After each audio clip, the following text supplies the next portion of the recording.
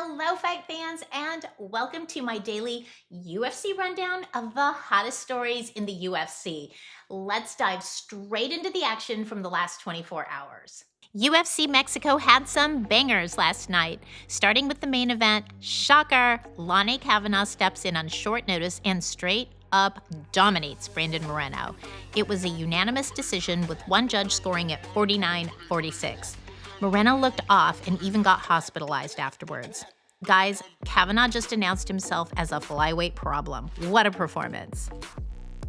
The co-main event was wild too. David Martinez outpaced Marlon Chito Vera with fast hands and movement for a unanimous decision.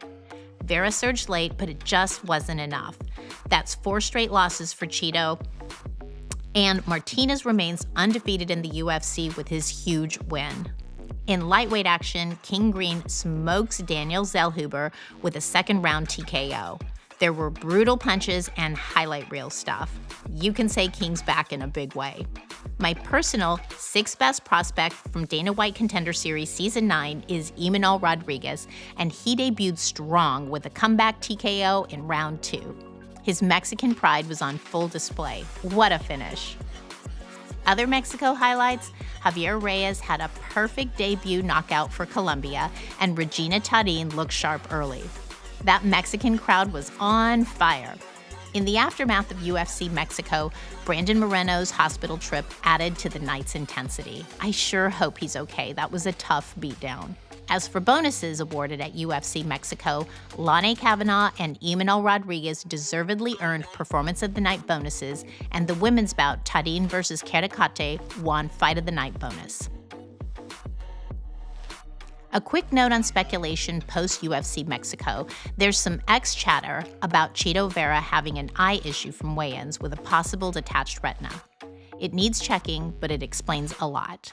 Outside of UFC Mexico, Jon Jones reveals he's in talks to fight on the UFC White House card. Take a listen.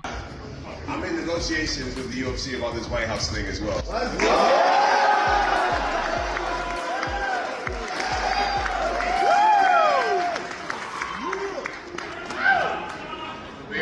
Very proud American, and I cannot wait to represent one more time. So let's see what happens. And over at RAF 6, Arman Serukian got into a massive brawl post-match with Giorgio Poulas. There were punches and flying chaos everywhere. Poulas fired back, calling Serukian out. Thank you guys. I hope you guys got some enjoyment out of the match tonight. Unfortunately, I was jumped, but as you guys saw, my 62-year-old dad and both my brothers came to my rescue. That's the way we were brought up, to fight for each other no matter what. We're outnumbered by like 12 Armenians, and they came out there running, fighting with me, fighting for me.